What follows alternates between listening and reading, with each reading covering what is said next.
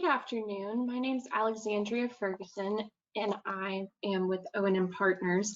I'd like to welcome you today to the Quisitive Technology Solutions Town Hall webinar.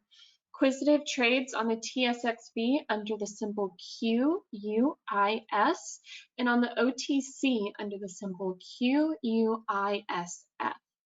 For those of you who are new to our broadcast, our mission is to bring the managements of public companies and non-deal investors together in real time. The material presented today is already public. We're hoping to bring you this information and provide context to help you make a better informed investment decision. We hope this broadcast answers all of your questions. Questions can easily be sent to our team through the question portal of the GoToWebinar or by emailing us directly. For any questions that remain unanswered, we'll follow up in a timely manner after the call. Presenting today, we have Mike Reinhart, CEO of Quisitive. Mike founded Quisitive in 2016 and serves as its Chief Executive Officer and Board Director. With more than 25 years of experience leading global IT service firms, Mr. Reinhart has a deep experience leading companies through transformation. Mr. Reinhart's IT services companies have been globally recognized through numerous awards and most recently was named the Microsoft US Country Partner of the Year for 2019. His passion, relationships, and experience working with Microsoft have driven him to create the Microsoft Partner of the Future vision, a vision which is being executed through a defined M&A strategy to build the premier Microsoft partner in North America for business solutions and cloud innovation. With Mike today, we have Scotty Perkins, Senior Vice President of Quisitive LedgerPay. Scotty has held senior positions across retail payments, operations, technology, and compliance. His role as the Chief Compliance Officer for a payments company, coupled with 25 years of industry experience, give him the foundation needed to lead the LedgerPay team. With that, I will turn it over to the Quisitive team. Thanks much, and welcome everyone to the session today. It's great to have you joining us here.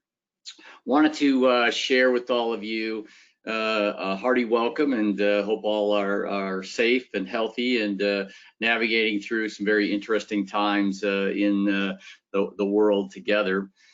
We had the opportunity to do a presentation with O&M a few months ago, and hopefully some of you were able to participate in that and hear a little bit about the story. I want to set a little context for today as we talk about our company. As was mentioned, there's really a few different elements to our business that we'll hit on. Scotty, if you'll go to the next slide, I'll kind of talk a little bit about the mission of the company and how we're thinking about go-to-market. And there's really these elements that were referenced in the opening intro centered around who we are and kind of our mission around becoming this premier Microsoft partner. And there's really a couple of elements to what we do. It's really this idea about helping Microsoft win this battle in the cloud wars and being an agent at the tip of the spear for them to help companies move, operate, and innovate in the cloud. And there's a component of that strong organic growth in driving cloud solutions for our customers, as well as creating strategic growth through M&A. And we'll touch on that briefly. In the session we did last time, and I encourage you to go to the O&M link to view that. We're not going to cover as much in depth around the cloud services side. We're going to touch on some different elements today, in particular LedgerPay, but there was a great introduction from then Microsoft executive, Phil Sorgen, who's also a member of our board, that provided really good context around this cloud journey and how customers are looking about digital transformation and the role that Microsoft as a technology provider and really strategic systems integrators like Quisitive are a key asset to help go make that happen. So I encourage you to take a look at that. And I go into a little more depth there around our cloud services strategy. I'll touch on that real high level here, and then we'll transition forward. But the idea is that there are many of these small Microsoft partners out in the marketplace, and as Microsoft is working to help organizations transform their business, especially now accelerating in these unique times that we're in with the pandemic and other kinds of things, is how do organizations leverage this technology and capability that Microsoft has in the cloud and start to create new business outcomes to drive value for their business, to reach, engage, convert customers, as well as activate their employees, especially in this new remote modern world. So our job as a Quisitive capability is we help these organizations understand what this journey to the cloud looks like. It's a complex, very difficult initiative for them. We simplify that by helping them understand what's available to them, what are the right steps for them to make throughout that journey. And we are engaged with and through Microsoft to go drive and build that momentum with customers. Then with the customers, we help them do a variety of things, everything from simply getting into the cloud, but most importantly, really how to operate effectively and efficiently. We manage their environments for them in subscription-based services where we're providing not only cloud licensing on a recurring basis through working with these customers, as well as helping them manage and operate what they have. But then most importantly, what we really think is the important opportunity and why we're Microsoft 2019 Partner of the Year is really centered around our expertise in helping organizations innovate to use the cloud to get new business outcomes. We recently did a press release on a company that we are helping build a new COVID application to better serve all of us in this time for testing. It's a laboratory services firm that is approved for COVID-19 testing, and we've been helping them on many, many fronts around their cloud platform. But as this unfolded over the last months, worked in partnership with Microsoft and our company partner InformDX, and built out an application that helps their laboratory services connect with patients and with physicians collectively in a rich collaboration way. And that IP is being built out and something we will own and be able to leverage as we go forward. So you'll see us talk about those kinds of things and our expertise in really knowing and understanding how to bring that to life. But what I want to talk about is, while we're also doing that, we're also building out these capabilities where we work with customers and identify opportunities to build our own business solutions that we take to market that we describe as first-party cloud-based products and software solutions that are IP that we own and we will sell and license into enterprise customers as we go forward, and we're building these out. And Scotty, in the next slide, we'll talk about a couple of those in our portfolio, and then I'll turn it over to Scotty to let him go a little deeper. There's really a couple that we have today. One is a product we call M-Perform, and it's a SaaS offering that we acquired as part of our M&A strategy last summer. And this is all about employee performance management and helping organizations manage their workforce and becoming more critical in this remote model that you're seeing businesses deal with today, to do everything from set goals and objectives, manage and measure performance, provide full 360-degree reviews, do career planning and development and skills assessments and things like that. And we have over 200,000 customers, users on that today.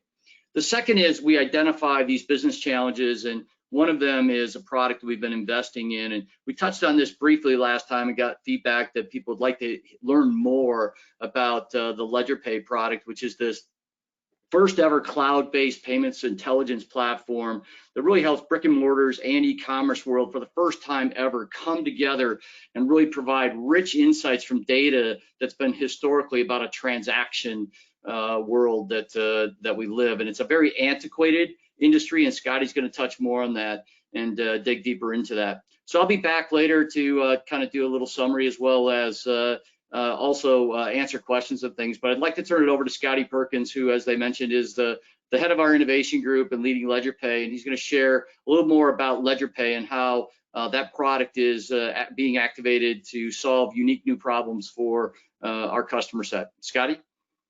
Yeah, thanks so much, Mike, and I appreciate the opportunity to speak with all of you.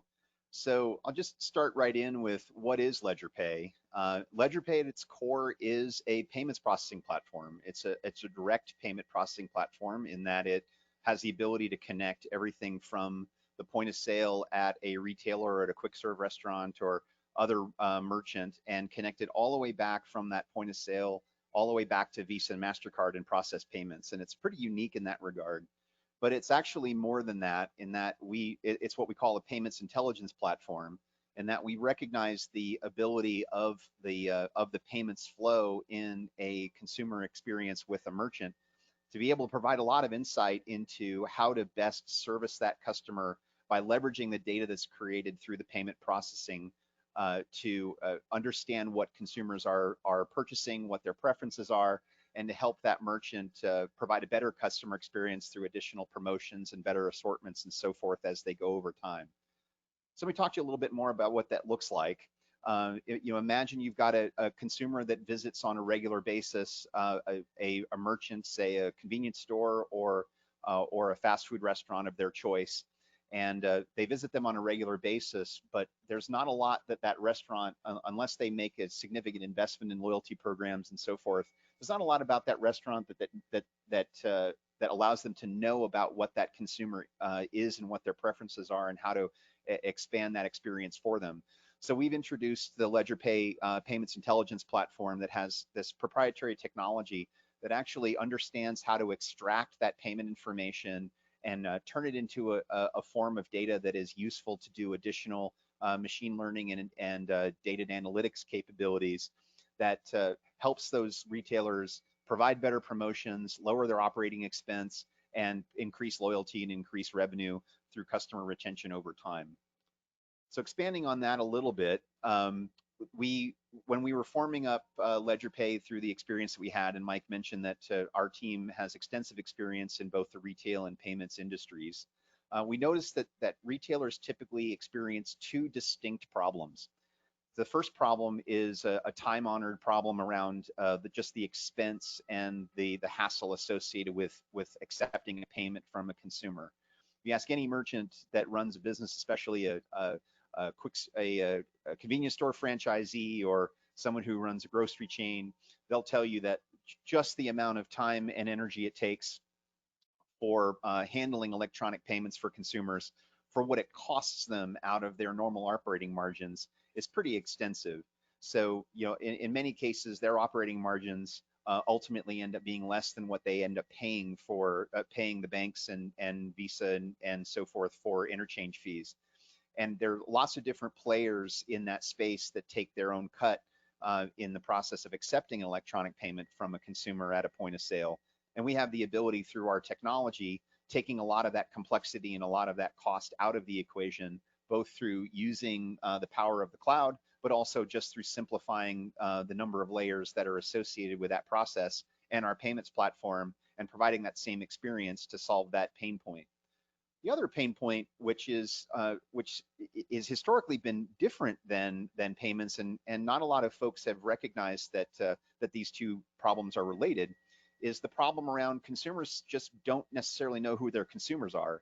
If you imagine each time that you would personally go into, say, a 7-Eleven and make a purchase, or into a McDonald's and make a purchase, that's a very quick transaction. There's not a lot of incentive for consumers to identify themselves. And as a consequence, not a lot of those retail chains can see visits that are made over visit over visit. As a consequence of that, it's very hard to try and target consumers and give them offers and promotions with the things that are specifically relevant to them. If I have a particular dietary constraint, you offer me something on the menu that doesn't meet that constraint, and you do that over and over again, then that's not a very effective promotion for me. I would much rather see a promotion for an offer that's much more relevant to my preferences. And really, retailers don't have an effective way of learning how that happens over time. So let me walk you through a scenario for that. But really, what we're talking about here is by recognizing that using the payment process through a payments intelligence platform like LedgerPay, we actually have the ability to bring those two problems together and use one to solve the other. So let me explain a little bit more about how that works. So here's a very typical scenario today, and I'll use Bob, who is a regular visitor in a quick serve restaurant chain. It could be a fast food chain, it could be a coffee shop, it could be any of those types of visits. So imagine Bob goes in the morning and he uses his credit or debit card and he purchases a hamburger and a drink at his favorite restaurant. And then later in the day or the next day, he'll go through the drive-through at that same chain and pick either that same menu item or maybe a different menu item. Maybe he picks a breakfast item the next day. And then later in the week, he'll go and place yet a third visit across town, but it's ultimately the same chain. And what's common about all those visits, it's the same chain, maybe different restaurants in that chain in different locations, but it's the same Bob. And almost certainly what Bob did was use the same payment card for making that purchase. Well, one of the things that LedgerPay offers is the ability to use the fact that all those are true, that it's the same Bob, and Bob probably paid for his items with the same card. And being a payment processor, we can actually observe what that card information was safely, and we can use this payments intelligence technology that I was referring to do what we call tokenizing it. We actually transform that into a piece of unique identifying information that allows the restaurant chain to understand that each of those 3 visits was in fact Bob. And as a consequence of that, we can move to the next slide here, and shall show you what that means in the future vision under LedgerPay. So in a future view, Bob now walks into that same restaurant and makes a purchase. And as soon as he walks into the restaurant, he'll put his card into the card reader, and we can immediately, through the LedgerPay platform, upon viewing that card, start to understand who Bob is, what are the things that Bob has purchased. This is all using the power of the cloud. And then start to formulate, of the promotions that that restaurant chain is trying to offer that week or during that month, there may be 30 or so of them, which is the right promotion to target Bob that we can derive based on his purchase history. So he'll go into he can go now into a restaurant the next day, and then the following day for that 3rd visit, as we talked about before. And each time he visits that restaurant chain, anywhere across the chain, we're building a more thoughtful profile of what his preferences are, and giving that retailer, for the very first time, the ability to do personalized offers to Bob and deliver those to him either on the receipt, or potentially display that offer for him while he's ordering on the pin pad or on a display next to the register. Or ultimately, if we know how to reach him in a digital fashion, we can give him those offers in a digital fashion for him to redeem later. So this is the fundamental solution set. At the core, as I mentioned before, we are a payment processing core. So this the technology that we have has been modified significantly over several different iterations, but this is a cloud-based native platform that has run millions of payments in the courses of days and months for retailers in history. And we have all the capabilities of a full stack payment processing engine, and I'll describe what some of those capabilities are here in a moment. And then we layer on top what that payments intelligence layer looks like, which is using our expertise in data analytics and our experience with Microsoft Azure, our leadership position in helping build cloud solutions to do things that you can really only do now going forward in the cloud, and provide that the very first example of a cloud-based payment processing engine built on Microsoft Azure technology, and leveraging the combination of that data and analytics using that rich source of data, which is the customer's payment information, safely handled, completely secure, and certified for PCI and other security considerations. And then we use that information to understand, what is this consumer interested in buying? How can we present that promotion to that consumer in the most intelligent way? And what is the thing that we can do to help that merchant, help the retailer, help the restaurant chain, help that grow the revenue for the subsequent visit, help retain consumers, and help them ultimately create more visits and more value for their business.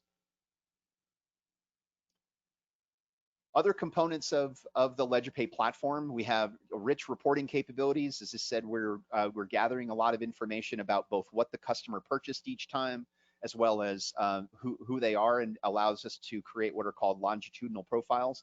We can create profiles around what customers are doing, provide the retailer with supports around those things, but we also support all the key features that you would expect out of a base payment platform, including what are the history of the orders that they've placed, what's the status of payment settlements that they were received from the banks. They can make payments from the front end platform to pay their vendors through ACH processing and so forth. But we also add this additional layer that I've been speaking about, which is how do we help with things like loyalty segmentation for consumers. So in the bottom right corner of this visual, you'll see a scatter plot, which helps merchants understand which customers are the most loyal, which customers have the highest average purchase amount, and how can we help move those customers up to the ideal quadrant up and to the right of that particular chart. And that's the fundamental mission of the LedgerPay platform, is to help those merchants not just collect funds, but also to help grow their businesses. So in just speaking about the general opportunity, obviously there's some folks that have been out in this ecosystem for a good long time. But what's really important to understand is that electronic payments are incredibly important to commerce in the United States and in North America and worldwide. The Federal Reserve did a study not so long ago that identified that 85% of low-income consumers and 95% of upper middle-income consumers prefer non-cash payment methods.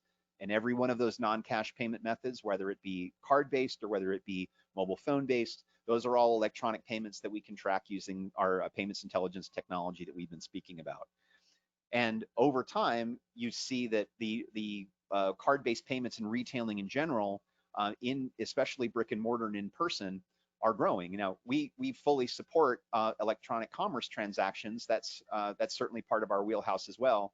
But we do focus in particular on things that can be solved uniquely in our platform for brick and mortar merchants. And total commerce in the United States on an annual basis is north of $178 trillion that are being processed using non-cash payments. And just the fees associated with that, with those payment processors like LedgerPay, as a share of $144 billion. So significant market, growing 8% consistently since 2012, and lots of opportunity to be had there, especially as we disrupt the existing players, many of whom are using technologies that are 40+ years old and would be very difficult to modernize. And so in some of those cases, they're struggling to retain relevance in the technology areas as well. So let me drive in on that last point just a bit. It kind of speaks to what are the things that LedgerPay offers relative to some of the other payments participants. The key takeaway from this particular slide is that the LedgerPay is a full stack processor, in that there are several players, some of whom are very large, that have one area of the payment stack that they service. So for example, First Data, Global TSYS, now FIS, they focus on processing credit and debit payments. They may issue cards with banks, put cards in the hands of consumers that they can use to make payments. They for those of you who have heard about push to card, there's movement to help consumers or individual workers receive payments for work offered in the gig economy through push to card. Some of them have loyalty capabilities and can issue to merchants private label gift cards. Well, some of the larger players historically can offer those capabilities, and LedgerPay offers all of those capabilities as well. Other players in the space that you've heard of potentially, like Stripe and Square, they have very effective APIs and interfaces with customers, especially in e-commerce. But players like Stripe, for example, they're very good at what they do, but they're very limited in what they do, in that they don't really have effective offerings for brick and mortar retail. They don't do any of the analytics that we offer, and in reality, they are simply layers on top of payment processing solutions from other players above. So really, when a consumer is interacting with Stripe, they're not actually interacting with Stripe for the full experience. They're actually interacting with Stripe, and one of these other players above is sitting below them. That reduces their ability to control their own margins as a business over time, and potentially limits the ability that they have to innovate on the payment stack beneath them. By contrast, the LedgerPay payments processing stack is all of those things end to end.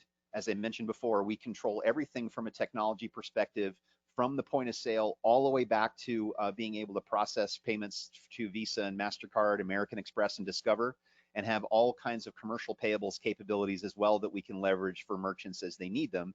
And we layer on uniquely this payment intelligence capability, which we think is profoundly disruptive and differentiating, where we're recognizing the value and the importance of the data that we're collecting in the payments process and using that to help the merchants grow the business. So instead of payment processing, as it's historically been, being a painful cost center for merchants, we actually help them drive revenue, create new revenue streams, and offer the best consumer experiences using the capabilities that we provide. So from a journey perspective, we've made a lot of progress this year. We launched publicly in March, and we've created a substantial amount of momentum We secured our first license deal for the payment processing platform early in first quarter. In the beginning of second quarter, we started a co-development effort through a partnership with Microsoft. So Microsoft is actively supporting us with resources to develop this platform and get it ultimately launched in the Azure platform in a fully Azure modern fashion. Also in the fourth quarter, we activated our go-to-market with a partner of ours, dunnhumby.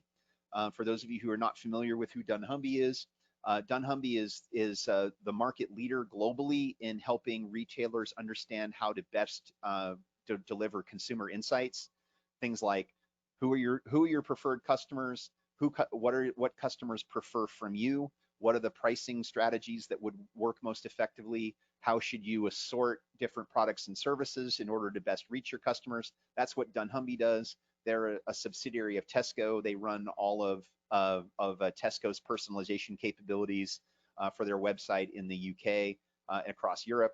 And we have a strategic partnership with dunnhumby, and we're working with them to use our payments intelligence data technology to feed into their industry-leading data science alongside our own data science, and really create significant opportunities for dunnhumby clients alongside LedgerPay clients. Our future focus is to finalize our selection process of a bank sponsor to be certified against the Visa, MasterCard, Discover, and American Express networks. And that'll take us directly into competition with the legacy payment processors, some of whom you saw on the prior slide. Our chief architect for LedgerPay used to be the chief architect for First Data, so he's very familiar with these payment processes, built 6 different payment processing platforms from scratch before, and is the core of the technology that we have here, all launched completely new in an Azure-based model. And then phase 6, starting next year, is launching our merchant model direct, making the LedgerPay payment processing offering available in the Azure marketplace for new merchants to just find and choose and go through our automated onboarding process so they can start accepting payments. And also working with Microsoft and with dunnhumby and through our own direct channels to engage large merchants and medium merchants to sign up for our payment processing and payments intelligence solution directly. And that process and strategy is well underway.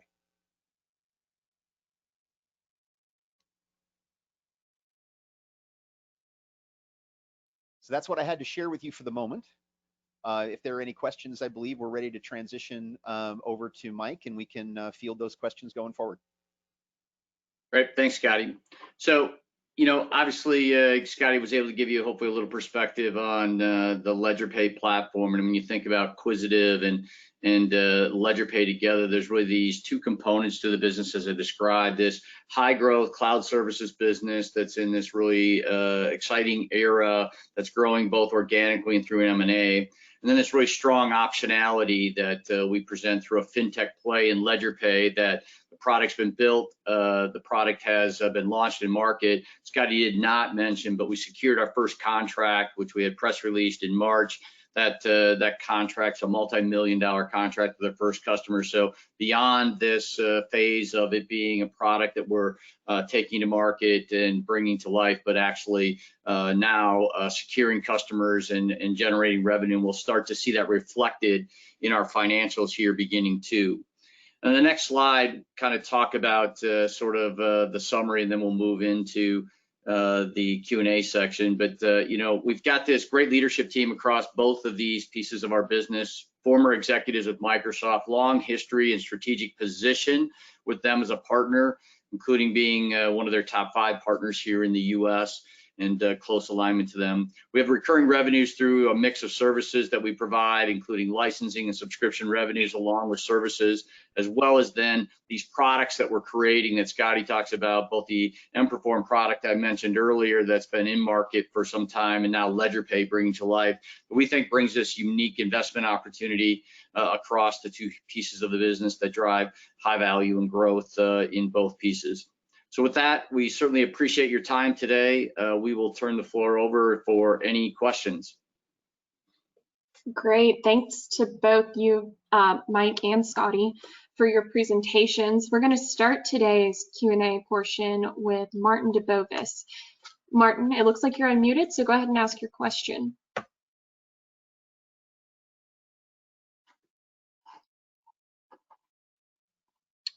Martin, can you hear us?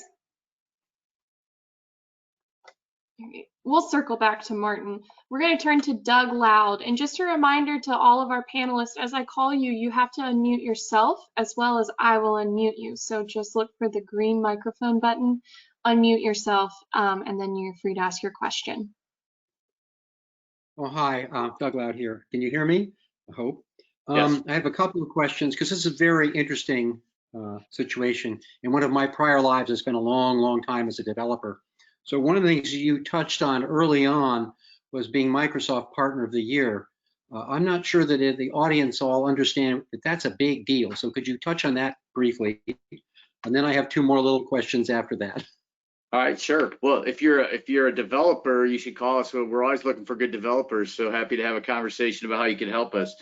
From U.S. Partner, yeah, the U.S. Partner of the Year award is a very prestigious award. We're humble about it, but it's the top award that Microsoft gives to partners in the world. The U.S. is their biggest market by far, and that partner award is selected based on a variety of factors, heavily influenced by the way we engage with Microsoft and their customers, the influence we create for Microsoft, which in our case represented over nearly 500 million in Microsoft Cloud Services revenues to Microsoft in 2019, as well as then all of our competencies and capabilities that we're bringing to customers together with Microsoft that really enable a digital transformation. So yes, we're very, very proud of that, and certainly something that our employees, who are the heart and soul of this company, work really hard to provide great value to our customers and to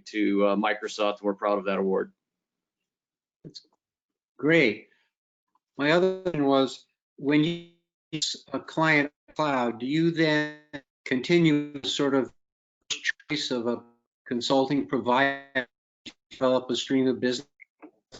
Yeah, it's really multifaceted. It's a journey to the cloud. First of all, it's not an event. So, you know, the journey to the cloud, and we're very early stages on that front. So some of the things that you'll see us do is we go in and we help a customer first assess what the cloud looks like. Then we help them start to move to the cloud. We have recurring license relationships with them to sell them their cloud services on behalf of Microsoft and get margin on that managed services. But then on an ongoing basis, we're helping them build and grow new capabilities by leveraging these new cloud innovations around AI and machine learning and blockchain as a service, and bringing all of these new capabilities to their business that were not possible or available to them when they were in an on-premise or historic model. And that's one of the values. And we have deep, rich understanding of how to not only use those technologies, but how to help organizations productize and create new offerings that they take to market. So we see ongoing projects and opportunities with them across many fronts, and really long-term relationships with our customers. Great. My last little question is, since you're providing all the services through LedgerPay, are you able to allow the storefront to pay a fee for card services than they would going straight to American Express or Visa, MasterCard, or whatever, so that you become somewhat disruptive? Go ahead, Scotty. Sure. So the answer to that is, it's absolutely our intention to minimize the amount of fees that the retailer would have to pay in the payment processing space. And one of the options that we do provide in the platform, and our team has experience through the MCX initiative, if you might be familiar with that, in building the mobile wallet that is used currently at the core, for example, the Chase Pay application. The ability to deliver a digital mobile wallet that can, for example, take funds directly from the consumer's bank account and not use Visa and MasterCard as a way of eliminating that expense to the merchant is definitely a core capability of the platform. And we're certainly excited and eager to expand those capabilities with different banks and different technologies like ISO 20022 going forward as those capabilities come forward. And yes, it's absolutely our intention to actively disrupt that capability. Yeah, the key there is this idea around, the interchange fees of the Visa MasterCard, those are typically negotiated by big merchants directly. As we consolidate merchant portfolios, there'll be buying power that we can do to improve that. But the real opportunity is to really streamline all the added costs on top of the interchange fee, with all the layers between gateway providers and merchant aggregators and all these different layers that exist that we disintermediate using Microsoft Azure as a scale cloud platform at much lower cost to provide that service end to end. And so we see that benefit is something that we can activate on very quickly. Much.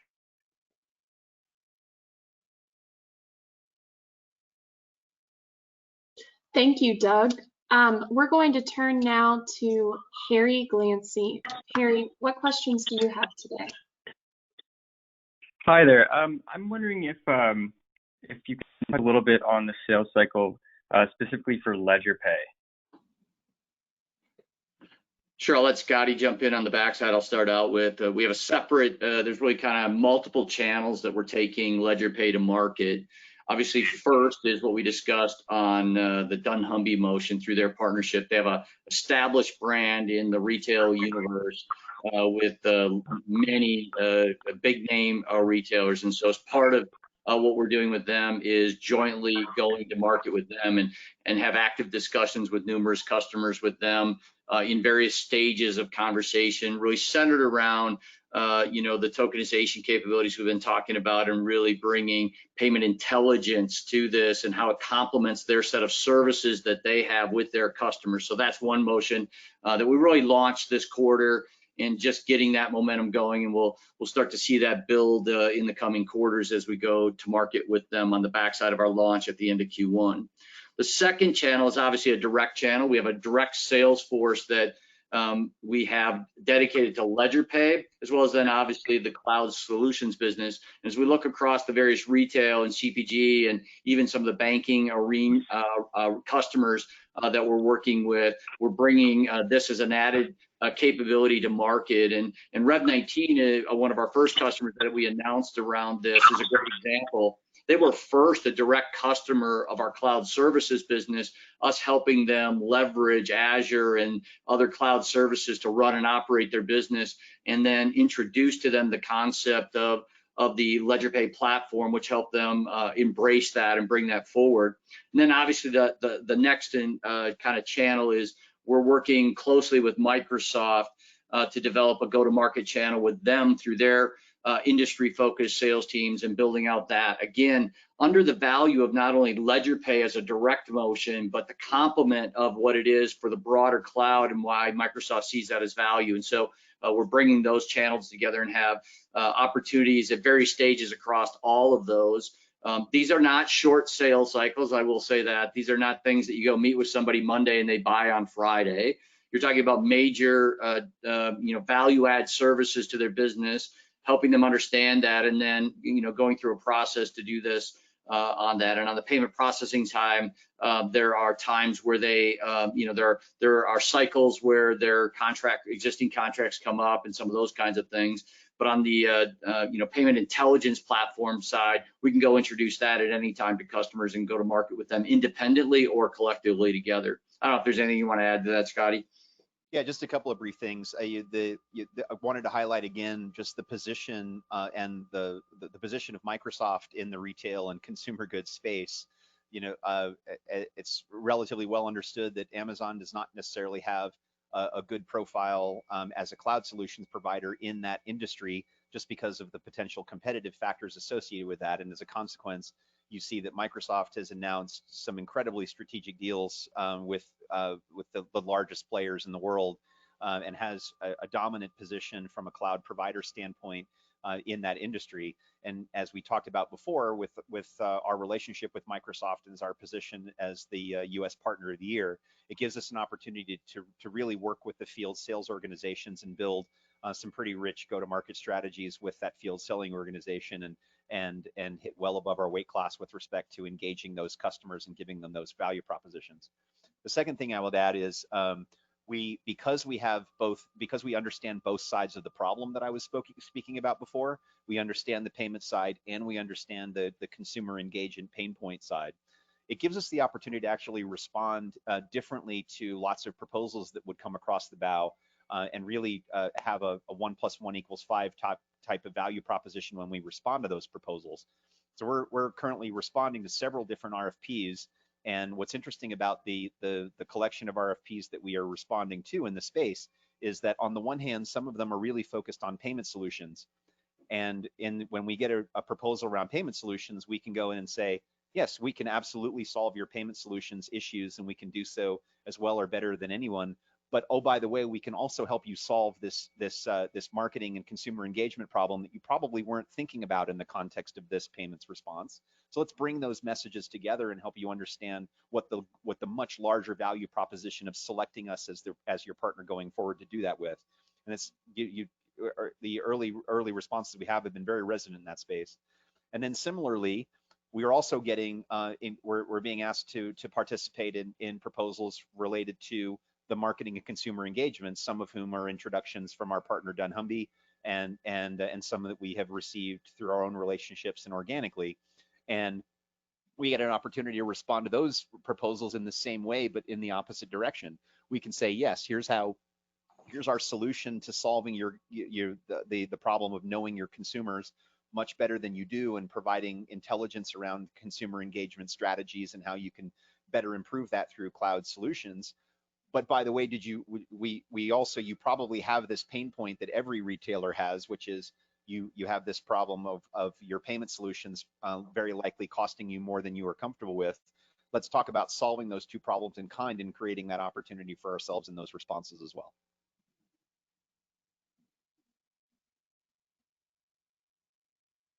Great, thank you. You mentioned RFPs. I'm wondering if you can touch on, in the near term, when you would expect your next contract, and then maybe in the longer term, what your pipeline might look like. Yeah, obviously, we're careful about things we talk about in terms of pipeline. We're in early stages of pipeline building today, and as I said, have them at different stages. Typically, the way an RFP process works, right? There's a first round where you go demonstrate that you're a qualified solution, those kinds of things, and then there'll be a second round where there's a short list of folks that might be involved in it, and then you get deeper into really specifically where and how that moves forward, and then from there you get into negotiation, discussion, things like that. We have opportunities across all of those stages, so they're certainly advancing in concert with what we're doing. Obviously, as you think about these decisions, especially on the payment processing side, as I said, they're usually timed to some sort of window where their previous contract is expiring and they're doing the selection process well in advance of that to position for it. So there may be things across that. Our pipeline, we feel good about where it is in the development stages. We're actively implementing the contract that we do have and activating the revenues from it. And we'll continue to be investing. Part of the capital raise that we just did recently is investing in additional sales force dedicated for LedgerPay, as well as marketing resource. And we're in the process of doing those things to amplify that, with really the goal to be building pipeline throughout Q3 and early Q4 and starting to convert that pipeline as we move through Q4 into Q1 of next year. Great. And another one, what do you kind of foresee as the impact of COVID-19 being on LedgerPay and Quisitive? Yeah, there's certainly, when you think about the ecosystem of some of these targets, grocers, quick serve restaurants, convenience, and others, there's a couple of interesting dynamics there. One is their businesses are doing better than they were prior to COVID, right? So they're in that unique space where they're essential services and demand is so high and all those kinds of things. So on one hand, very strong. So we're not exposed as much to other things, like if you were talking about big box retailers and some of those folks, then all of a sudden you're talking about people that are in a different distress state and things like that. So our target markets that we're going after, and this was by design, Scotty and team have done a good job of this, is refining that near term while we are in this pandemic. Now, having said that, every company, not just these segments, have the operational impact of supply chain changes and operational changes. And this week, people are going to be coming back in this form, and then next week, no, they can't do this. And so there are some operational distractions in these businesses. So I'll say that some of the decision processes are slower than they might otherwise be, but yet we're not seeing them say these aren't priorities and putting things on a shelf.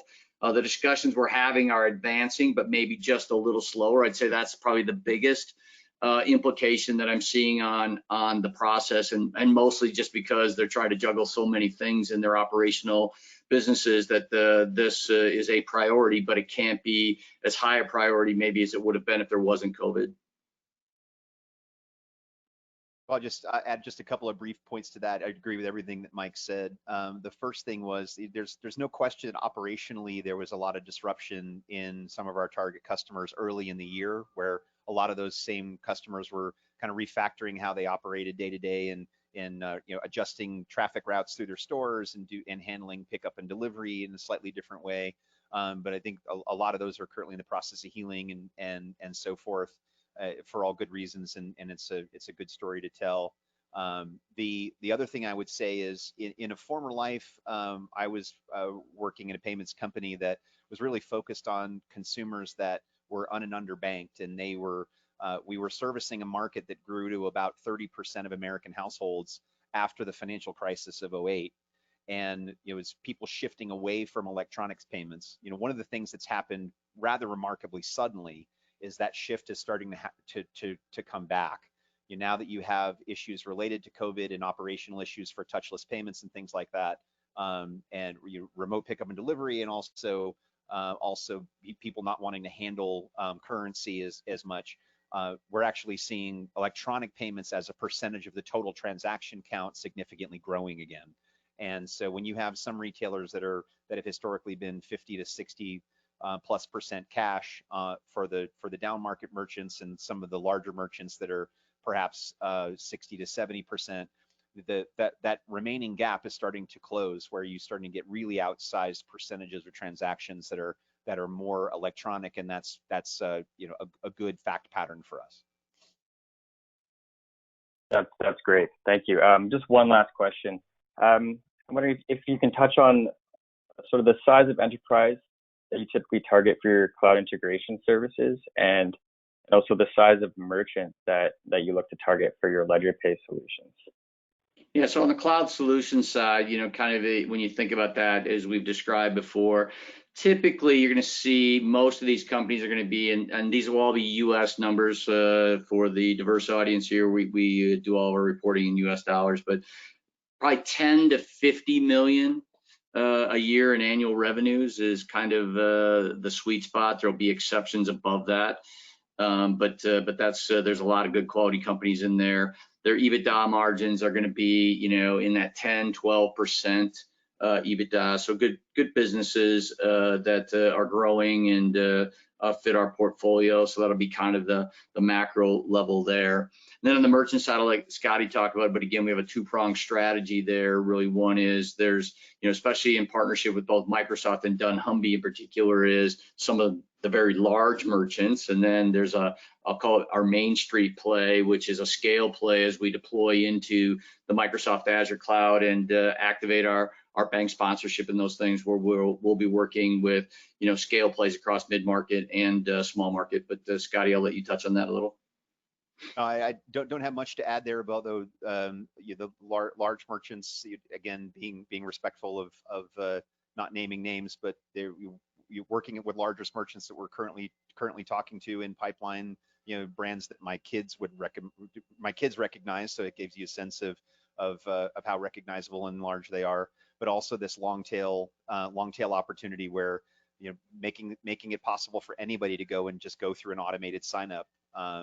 And those will be tens to hundreds of thousands of merchants over time, and there really isn't any barrier to going and self-signing up, and that's very much by design. We want anybody who needs to accept payments from consumers to be able to access what we offer and make it as simple as some of the other brands are known to be especially for new development projects and small e-commerce, everything from nail shops and individual restaurants all the way up to multinational tens of thousands of units chains large.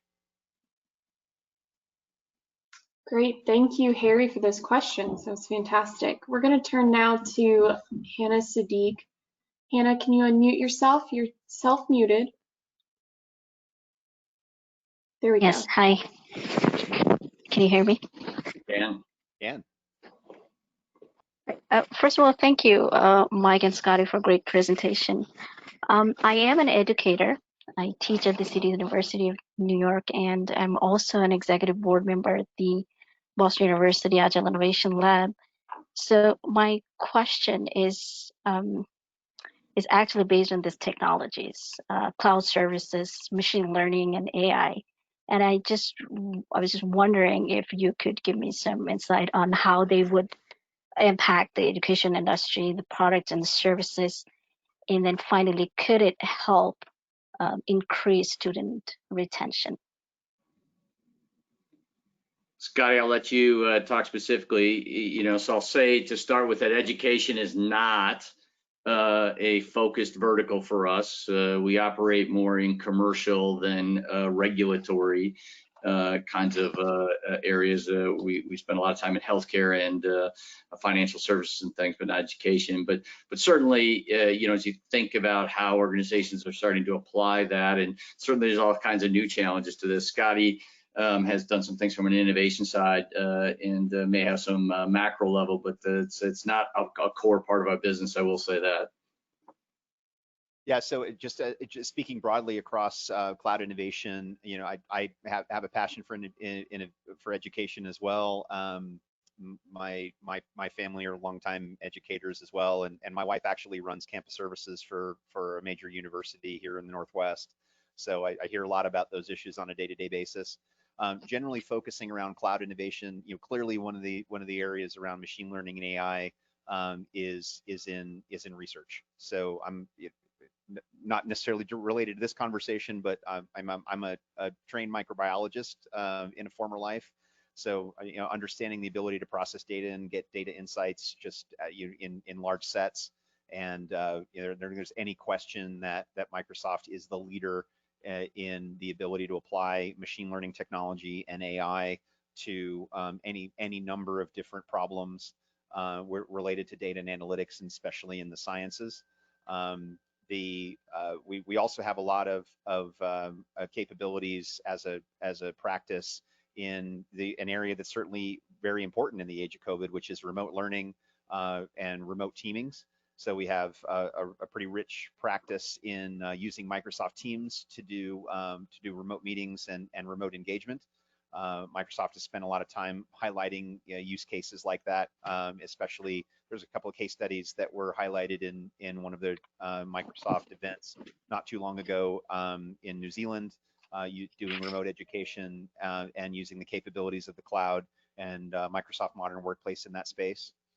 As it pertains to payments, our partner Rev19 actually has a presence in education-specific solutions, helping institutions at the secondary level and also at higher education level provide better and more inclusive services for students, including students that arrive from international sources. They're getting money into an account to spend even for basic things like meal plans and housing. If you're a foreign student, depending on your country of origin, those are not easy tasks. So there are opportunities to help explore and expand on those. And as Mike mentioned, one of our customers, Rev19, as licensee of our platform, is actively working to solve those solutions in the space. Whereas Mike is correct, we're not directly addressing that on our own. Right, great. Thank you so much.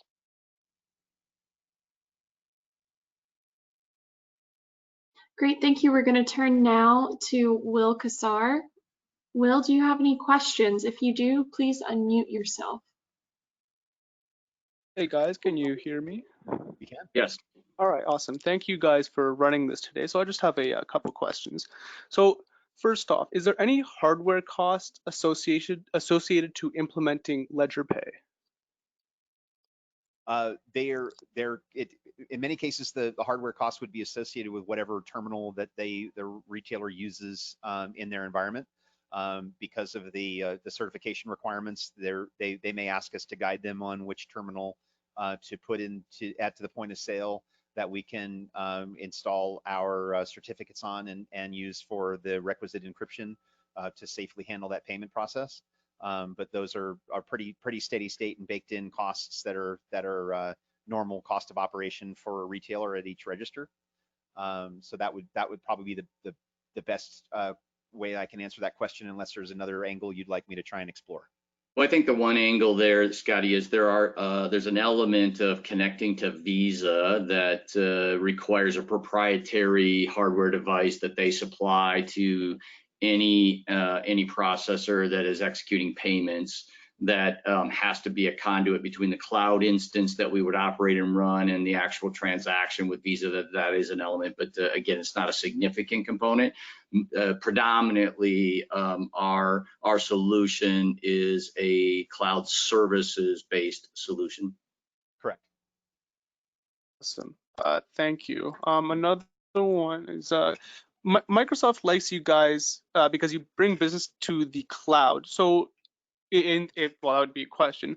But does Microsoft not have any of their own team of guys doing this to some degree, like bringing business to their cloud? And like, are you not competing with them in a sense? Yeah, so rarely. So there's really two parts to Microsoft, right? There's the sales side of the organization that we work arm in arm with to go and get customers to move to the cloud using the Microsoft platform. And in fact, because we're this premier partner and trusted agent with them that both has technical expertise as well as rich sales and marketing expertise, they bring us in side by side with them early in that process because we're this credible resource to help the customer understand this journey to the cloud and all those things. The other component of it is Microsoft does have a small services organization called Microsoft Consulting Services, but it's a very small piece of the Microsoft business, and it's really reserved for very large customers and typically on very, very strategic kinds of things. It's the kinds of things when you see the big press release that Microsoft is doing with a customer that you go, oh my gosh, look at that. That's probably where that group is when they're doing something that's so bleeding edge, first big customer, that kind of thing. That's significantly where they are. So I'll say that there are occasions where there's some intersection, but it's very, very limited, especially when you look at the target market being mid-market. So customers, I'll say between 400 and 500 million a year in revenue and 5 to 6, 7 billion a year in revenue. That's definitely outside of the target profile for any of those kinds of services from Microsoft. They're not an IBM. We're an IBM, right? Leads with services and happens to do other stuff. That's not Microsoft's model. They are a software provider and services provider in the cloud, but rely heavily on partners like us to be the agents that activate that technology and bring business value to their customers. Awesome. Thank you. So another one is, does LedgerPay have data mining services outside of dunnhumby that you propose to your customers? We do. So there's a lot of service. dunnhumby is incredibly deep stack, and they've been building that data science over 15 years. So we're certainly proud of partnering with them and giving them a lens into information that they wouldn't otherwise be able to see when they speak to us, solving a significant blind spot that they have with their traditional data sources.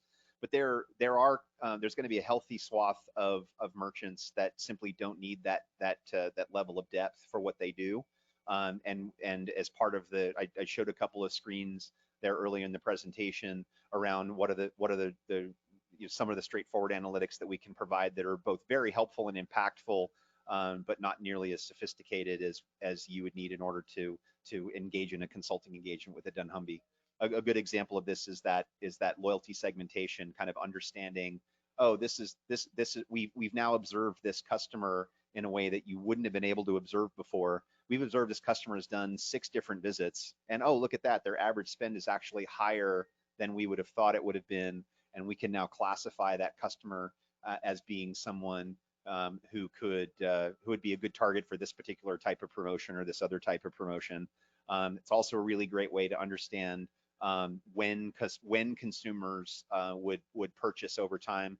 For example, if you run a restaurant and you have a customer that exclusively has big ticket items on Friday afternoons, almost certainly you can infer that they're probably buying lunch for the office, that type of thing. And those are insights that are just simply not available if you don't have the ability to tie those transactions together using the payments intelligence capability we were talking about.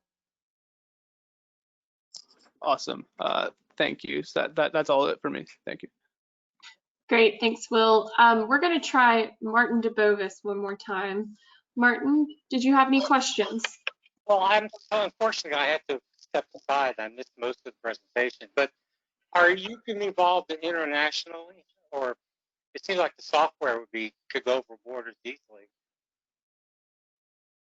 Our principal focus right now is in North America, but the platform itself, there's no reason why we wouldn't be able to process international payments. We have some early discussions with possibly serving with the platform in other non-North American markets. From a technology perspective, there's no barrier there. The only thing that would entail we would need to establish a relationship with a bank that operates in that market, and that's certainly very doable, and it's a well understood pattern. Yeah, well, that's what I would think based on what I understand your process is. Well, thank you very much. You're not listed in the U.S. It's strictly Canadian. Is that? We're listed on an OTC gray sheets, pink sheets, depending upon what you call it, but are in the process of doing the formal OTCQX listing. Yeah, very good. Well, I certainly want to be aware of that when it happens. Thank you very much. Thanks, Martin. I'm going to turn now to Scott Edmonds. Scott, did we have any questions chatted in from the audience? Yeah, just a couple here. First one is, can you tokenize customer data across different retail store purchases? Or does the insight only happen within one company, chain, etc.? We can provide that same solution across chains that we support. So if you have two different chains and we are processing for both of them, or we're providing gateway capabilities for both of them, then yes, we have the ability to provide those insights across. We're very specific when we talk to those merchants, though. Those merchants tend to be very protective of their data for very important reasons. And so we always want to optimize for our data strategy for the benefit of that merchant. And we wouldn't presume to violate any sort of confidentiality of those details with other partners. But the good news about these insights is the insights are agnostic. They're not specific to one particular retailer, and there's a way that we can provide that value in terms of reporting that gives insights to merchants and retailers of different types. We can give learnings for what people tend to order in restaurants are very helpful for what grocers might want to stock in terms of fresh food. So providing this level of insights across those different types of chains is definitely possible, and there are strategies that do that don't violate any principles in terms of why would we be indirectly competing against our own customers. Great, thank you. Another one is, does each retailer have to customize the rules engine to direct the promotions, or is there an AI/algorithm that offers promotions automatically? It's a combination of both. So what we would do in any machine learning type model, we would start with some basic modeling and then help train those models over time. But one of the things that we know from our experience, and also just as a general principle, is that you can get incredibly impactful promotions that don't require a lot of tuning and don't require a lot of configuration. Just simply understanding that this particular consumer doesn't eat meat, has never ordered a sandwich that had meat in it, as a good example. That's probably not a good candidate to offer a promotion for a double quarter pounder with cheese. So I mean, it's a very specific example, but you can extrapolate that across a lot of different solutions. So very basic rules can be configured. We have a rules engine in the platform that doesn't require AI to tune.